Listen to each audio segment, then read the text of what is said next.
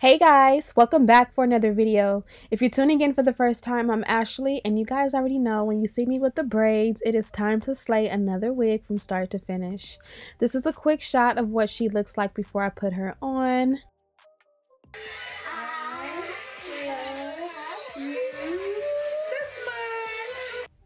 Okay, y'all, I caught a quick moment with my baby boo, my 3-year-old Dakota, when I was editing, and I don't know, I just had to leave it in. She is so sweet, and she's always giving me so much love. So I love that, and I love leaving these moments in here and there with you guys. I hope you guys are also enjoying the vlogs, but this is how I pretty much prep my hair under my wigs. I have a whole video of how I braided my hair. Literally this day I recorded how I braid my hair. I dyed my hair jet black, washed it and all that, and I filmed it all for you. So stay tuned for that video. It's all about my natural hair.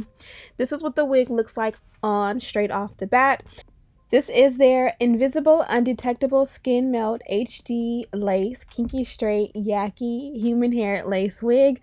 I hope I said all that right and not tongue twisted, but it is an asymmetrical bob. I love the texture because it mimics African American texture, and this is what it looks like as a side part, which is how it comes.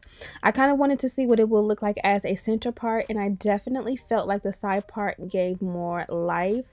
Again, this one is asymmetrical, so if you do switch it to the center part, I'm sure it'll mess up the cut. You may have to like recut it to, you know, be even on both sides. I didn't really pay attention to that, but that is just something to note.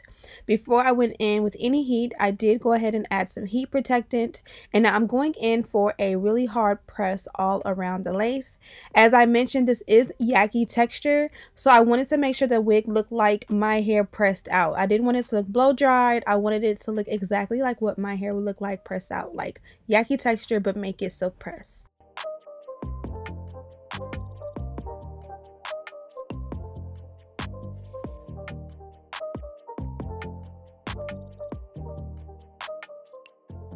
Now that we've pressed it out, it is time to cut off the excess lace. Now you guys know I've been doing something a little bit different on this channel where I go ahead and bond the wig down before I cut off the excess lace. This day I just wanted to do it how I normally do, especially because this is a closure wig. It just is easier that way. And then I'm going to go in with my ORS products. You guys know I've been on a kick with these. I accidentally picked up the wrong product. This was a cream styler, so luckily I was able to easily wipe it off. And then I'm going to go in with the, I believe it's called Grip It Gel. Of course, I'll have it linked in the description box. And I knew when I was putting it on, first I was like, I don't remember it being creamy. And I put it on, I'm like, this is not what I was looking for. That is for when your hair is, you know, you're trying to style the ends of your hair. So I'm going to pair that with a spray, just like I used to do with the Got to Be Glued. I have two spray options, and I went with, I don't remember the name. So of course it's linked in the description box. And then I'm going to blow dry it down to melt it into my hairline on a cool setting. As I mention all the time, I blow dry for a very long time. I like for it to be wet, then tacky, then dry, then like melted into my skin. So I'm here for a minute, just blow drying until I feel like it's gripped to my hairline as best as possible. Now we're bonded down. The wig is actually installed. Wasn't that super easy? Now that we have that, we're going to go ahead and style it. Now you guys know I already gave it a hard press all around the lace, but it wasn't giving structure. So I wanted to add a little bit of, or maybe a lot of, my wax stick, and I'm going to mold the hair how I want it and kind of give it a shape and structure, you know, how I want it.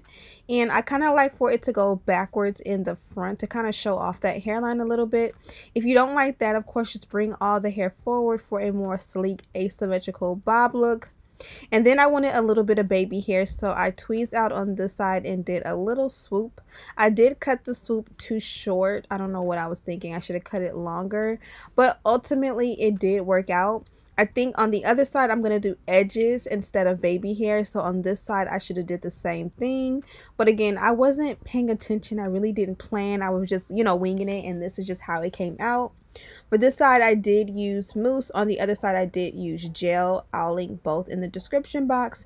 And again, I didn't want to pull it out and like tweeze it or how do you say it, trim it down. I literally just wanted simple edges, and I think it came out good. So I'm going to just go ahead and put an elastic band on while I straighten out the rest of the hair, and then I'll be back for the curls.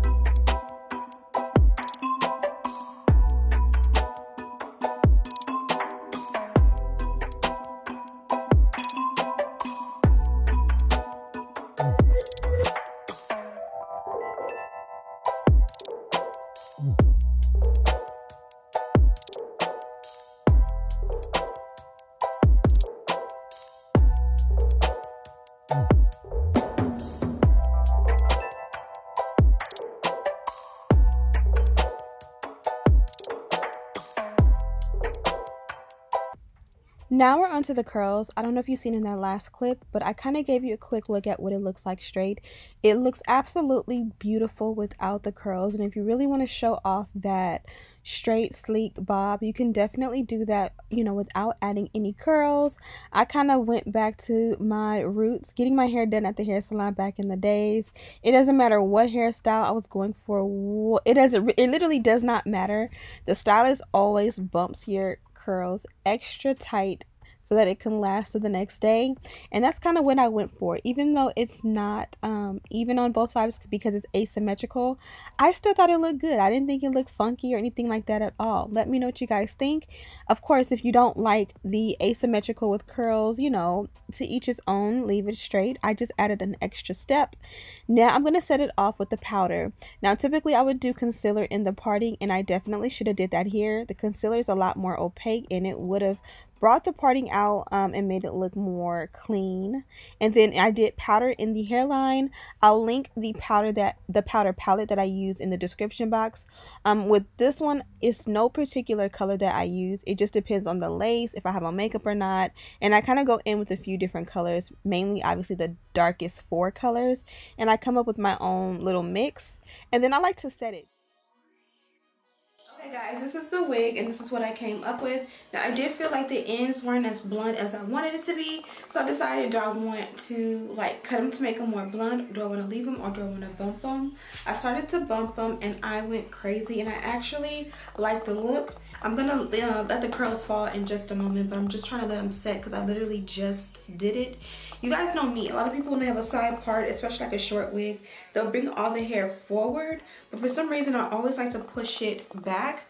I felt like the hairline didn't look as natural as I wanted, like straight off the bat. But as you guys can see, I did not pluck it, I did not tweeze it, I did not add the lace tip under the lace. I did nothing to it, and I still was able to, you know, finesse it and make it look like it's super plucked and super defined.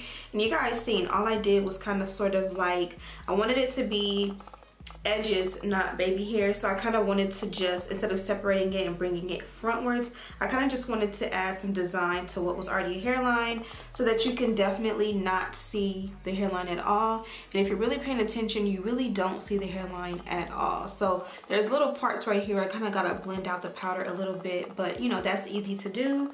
Also, I feel like I did a great job at making a closure wig look like a frontal. The closure literally stops like right here and right here. And the way I did it, it did make it look a little bit more like a frontal, which I love. Also, the parting, it wasn't perfect before, and it's still not perfect. I did add a little bit of powder. I think it would have looked better with concealer instead, because I kind of feel like the concealer is more opaque to kind of, you know, make it look super defined and more like scalp. But that's just something that's about preference. Again, this one did come from WIGENCOUNTERS, and as you guys seen in the intro of the video, this is what their packaging looks like. As always, you guys know I've worked with this company quite a few times, and I do like their hair. Of course, the wig comes nicely packaged in a clear plastic, what do you call that, like a Ziploc, a long big Ziploc bag. They did give me some wig caps, and then they also gave me a few pieces of lace, a couple pieces of lace to kind of show you a comparison. I'll do that at the end. And then of course they include the info card with all the information on the wig you received. So on this one it does have like the order number, the address, and then it tells you information on the wig. So this one is 14 inches, natural black.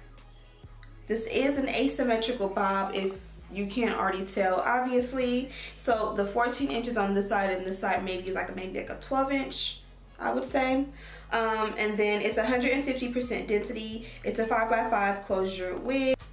They did include baby hair around the perimeter, and then the lace was Swiss, which I did notice the lace did feel super soft and stretchy, but it's durable, so it's not the type of lace that's gonna like tear, you know, just for no reason.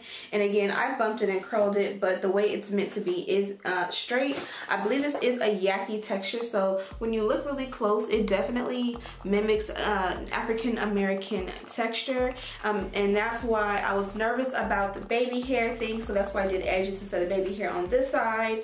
And then I also was nervous about how it would take heat, and it took heat pretty well. Like I had no complaints about it. It didn't seem strange or anything like that. So of course you can take a wide tooth comb and kind of bump it out. It may be weird to some people that I did do like a bump or a curl to an asymmetrical bob, but you guys know I just love to have fun and switch it up and do what feels good at that moment. And I feel like these curls are gonna drop really nicely, you know, over the day. I didn't use any holding spray or hairspray, so it's not like they're gonna just sit you know, bumped the entire time. Like, it'll take a curl well, but of course they're gonna, you know, naturally drop over time. So I love the way the wig came out. Let me know what you guys think of this one. Again, this one did come from Wig Encounters, and I'll have a link to it with all the details in the description box for you guys to check out. Hope you guys enjoy the holidays as I mentioned before. Thank you guys so much for watching, and as always, I'll see you in the next one. Smooches!